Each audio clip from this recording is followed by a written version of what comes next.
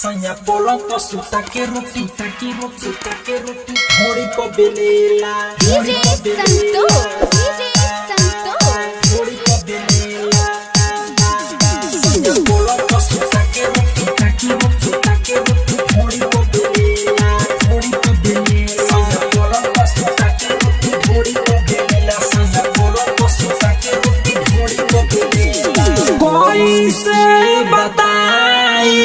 लागता शरम कोई से बताई लागता शरम चढ़ली जवानी हमर हो जाता गरम चिप्स ताके दिया बुता के दर्द बड़ी देला सैया पलंग पर सुता के रोटी ढोड़ी पर बेलेला सैया पलंग पर सुता के रोटी ढोड़ी पर बेलेला कोई से बताई लागता शरम आए हाय कोई से बताई लागता शरम चढ़ली जवानी हमर हो जाता गरम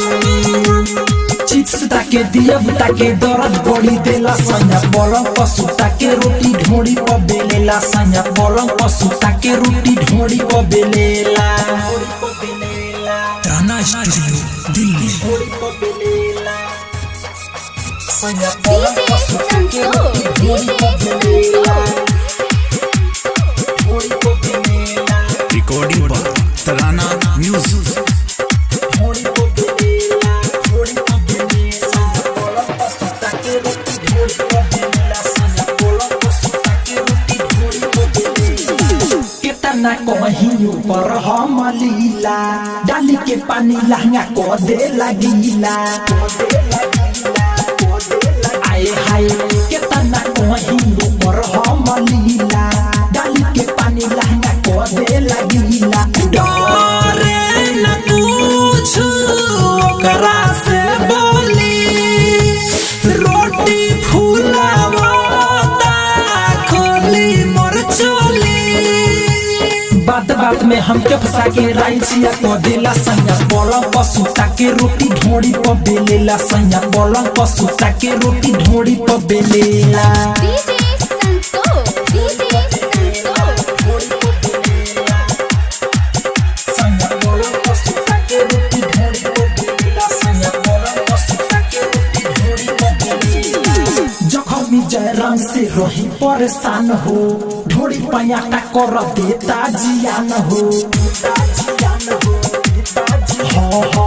जखमी जयराम से रही परेशान हो ढोड़ी पयाटा कर देता जियान हो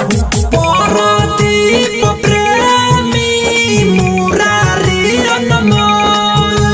झार देता लहंगा के भीतर सारा झोल सारी रात करेला लीला सुते नहीं देला सैया पलंग पर सुता के रोटी ढोड़ी पर बेलेला सैया पलंग पर सुता के रोटी ढोड़ी पर बेलेला सैया पलंग पर सुता के रोटी ढोड़ी पर बेलेला।